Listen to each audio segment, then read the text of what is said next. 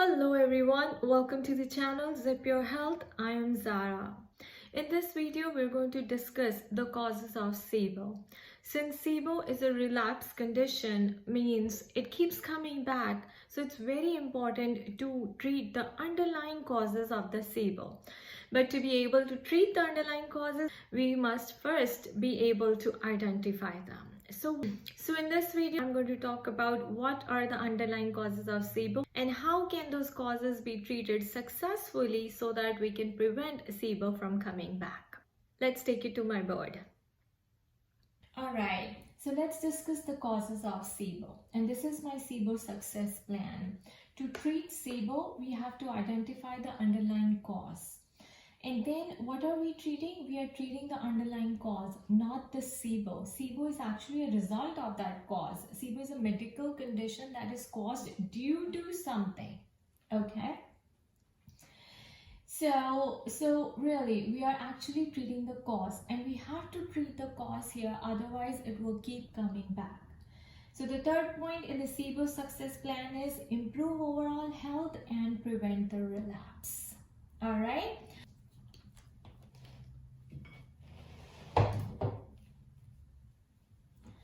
Now, what are the causes of SIBO? So I have like about 4 main causes of SIBO listed on the board here.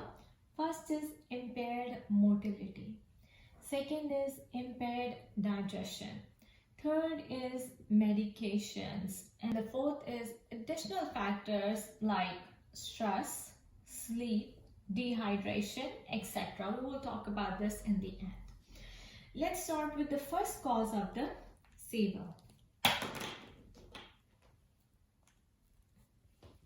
So let's begin with the first cause of the SIBO, which is impaired motility. Motility, guys, this refers to the migrating motor complex of your system. This means how regular are you with your bowel movements? Do you go to the bathroom daily on regular basis? Empty your bowels every day?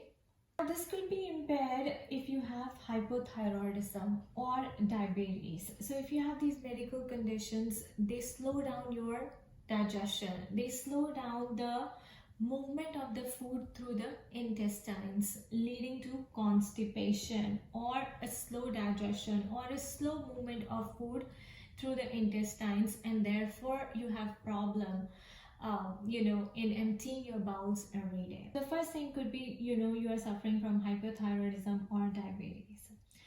Second is bacteria stay in the small intestine. So because in SIBO, the bacteria stays in the small intestine instead of the large intestine. So, really the normal condition is to have good microbes in the large intestine so that they help in the flushing out of the stuff out. But in SIBO condition, you have bacteria populating in the small intestine and you have an impaired motility due to this condition. So the bacteria actually stays in the small intestine instead of the large intestine where it is supposed to stay. Then again, your M.Sc is your migrating motor complex, or the M.Sc is impeded, leading to irregular bowel movements, like I said, and it could be due to various other reasons, like you have leaky gut and leaky valve. So leaky gut, again, I have talked about this in my previous videos also. It refers to the holes in your gut lining. So the lining of your stomach is ruptured and, it has developed holes in it. So the food particles or the food that you eat is getting to the various or to the different parts of your body without getting digested. So really the undigested food particles are being leaked into the different parts of your body where they're not supposed to be. And that impairs your M.Sc as well. Or you have a leaky valve. So by leaky valve, I mean, there's a valve at the junction of the small intestine and the large intestine, and there's a valve in your food pipe as well. So this valve closes when you eat food, so that the stomach acid doesn't go up. But if you have a leaky valve or a leaky gut, that means it has, it's ruptured, it has developed holes. Then also your M.Sc or your motility is likely to be impaired.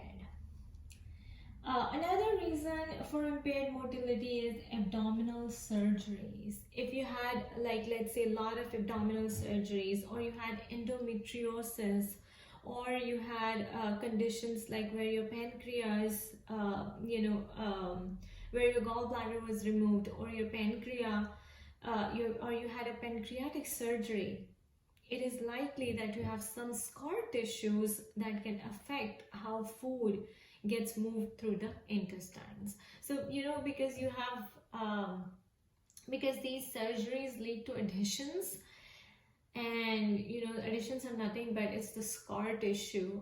You can see the white thread-like structures that are attached to your small intestine or your large intestine, and large intestine, which restricts the flow of the food through your intestines, leading to the impaired motility. Another reason is food poisoning. So you ate something bad, and you contracted food poisoning, and it could be due to bacteria like E. coli or salmonella. And there are other bacteria also, guys. I've just put down 2 examples. And you have vomiting and diarrhea. So really your body tries to develop antibodies, or creates a defense mechanism to fight these bacteria and to get rid of these bacteria. But then again, it impairs your M.Sc, because really it's trying to fight something that it does not like or is not healthy for your body. The second cause of SIBO is impaired digestion. And this occurs in the stomach, liver, pancreas. Why? Because you have reduced acid in the stomach. Again, we have talked about the reduced acid or the low stomach acid as well in my previous videos, guys. So really the stomach acid, or the acid in your stomach, hydrochloric acid, is very acidic. It has a pH of 1 to 2 or 3. And it's supposed to be that acidic so that it can kill all the microbes that come with your food when you eat. If the pH goes up to 6 or 7, right, it becomes too alkaline and is not able to kill the microbes entering your stomach. So what happens is that those microbes, again, they go to the wrong places. They'll get, they'll populate in the small intestine. Then those microbes, they start creating a place for themselves in small intestine, and again, the whole cycle starts. What is wrong with the liver or the gallbladder, guys? So sometimes your gallbladder is removed, then your body cannot store or produce bile. Well, bile is produced by the liver, but it is stored in the gallbladder. So if your gallbladder is removed, there is no place for the liver to store the bile, and so you will have problems in breaking down of fats. And then there are chances that you'll become, deficient in the fat-soluble vitamins. All right. So again, you have reduced bile, and also for people whose gallbladder is not removed, still your gallbladder is blocked or your liver is blocked, meaning they need detoxification, right? Because when your gallbladder is blocked, or like it's not producing enough bile, that means it needs detoxification. So that can impair your digestion and again, cause this cycle to occur again. And pancreas are responsible for producing the pancreatic enzymes like lipase for breaking down fats, protease for breaking down proteins, and and the enzymes for breaking down carbohydrates as well. So your pancreas are not functioning well and they're not able to produce enzymes, so they have become lazy. This can happen with age also, or this can happen, when you have been too much on medications or laxatives like me. So your pancreas become lazy, they go on a sleeping mode, and so they're not producing enough enzymes that are needed to break down the food. So the bacteria are not killed again, and you will feel overfull, or you will feel bloated, leading to the gas, indigestion and stuff like that, and then causing the SIBO to come back again. Another reason is microbiome dysfunction. Means your microbiome, your gut flora. Again, we're talking about the enzymes here. We're talking about the gut flora. So yeah, your body contains good microbes, bad microbes. The enzymes that the enzymes needed for the breakdown of the food, and the probiotics, which are needed for the killing of the bad microbes in the body. So if that gut flora is disrupted, your microbiome of the gut is disrupted, then again you will have an impaired digestion, or you will have problems in digesting food. So that has a very big chance of giving rise to SIBO. All right, and another one is chronic stress, when your body goes into fight or flight mode. And it's like, it's chronic. It's not just today's thing, it's not just yesterday's thing. It's like your environment or your circumstances are such, like you live in a very stressful environment, or you work in a very stressful environment, or you work for long hours and you do not have time to look after your body. Or this can also be like due to an autoimmune IBS, I would say, autoimmune condition, where you have low energy, chronic fatigue, feeling lazy and lethargic all the time. All right, so that means your body is trying to tell you that there's something wrong with it, and it's deficit in the nutrients that it needs, and that's because of the SIBO, and that's because you have impaired digestion. The third cause of SIBO is medications. It's not a big cause, but it is still a very significant cause. Guys, for me, this is a very big cause, because my SIBO, or the cause of my SIBO, is or was laxatives in the first place. So I have discussed this in my previous videos also, that I've been on laxatives for a long time, and that led to the impaired motility in my case, and also in the impaired digestion, which further led to the cause of SIBO in my case. So you have to figure out, what category do you fall into? Do you fall into the category of impaired motility, or impaired digestion, or the medications, or the surgery, or the food poisoning, or the leaky gut? All right.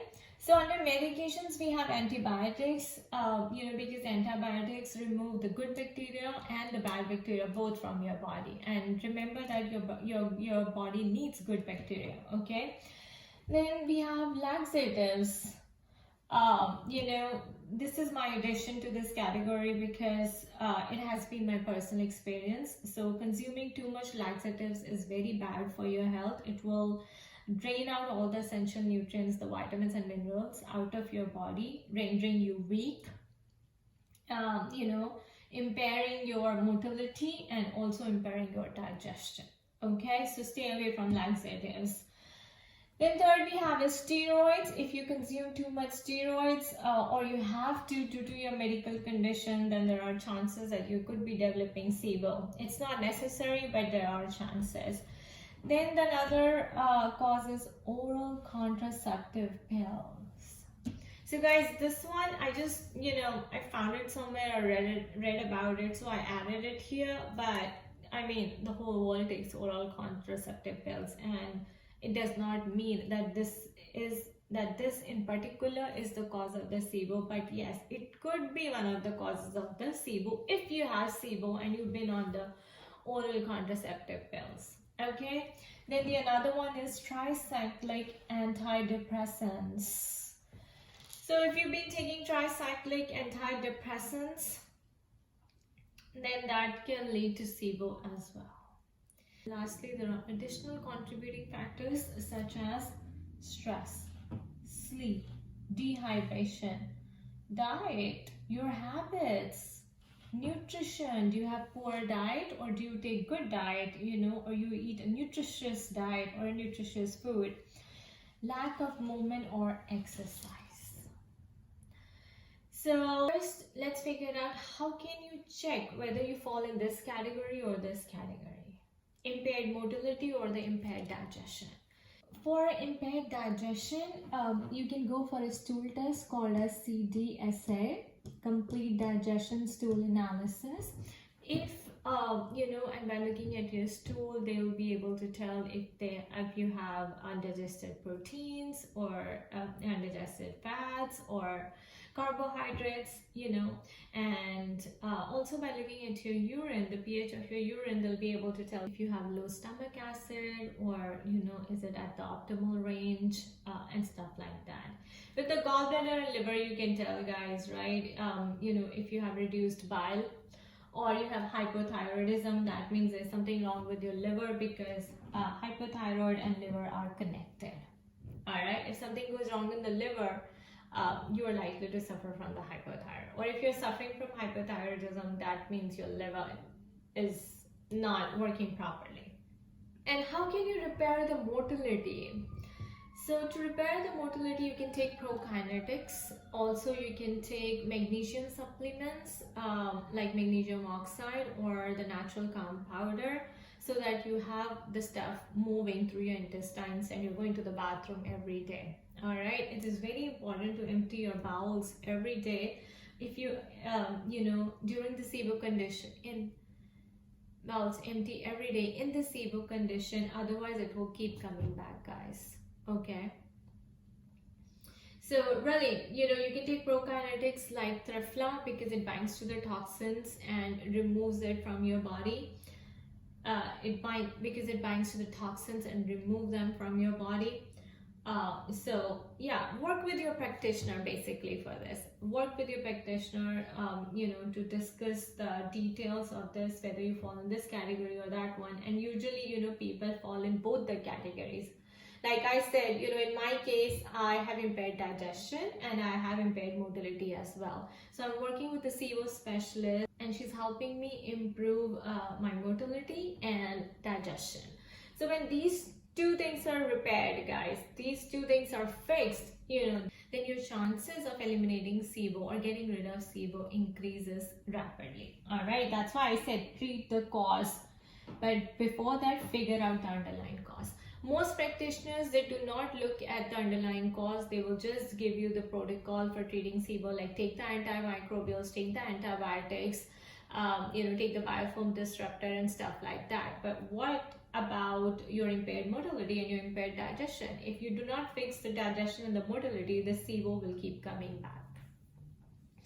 So really, the only way to prevent the relapse of SIBO is to improve your overall health, to fix your motility, and to fix your digestion and your sleep, your hydration, your nutrition and exercises. Alright guys, so these were the causes of SIBO. I hope it was useful. I wish you all the best. Do take very good care of yourself. You can check out the details of this video on my website or on my health blog. The link of my website is shared with you in the description box below. I wish you all the best. Do take very good care of yourself. Bye bye.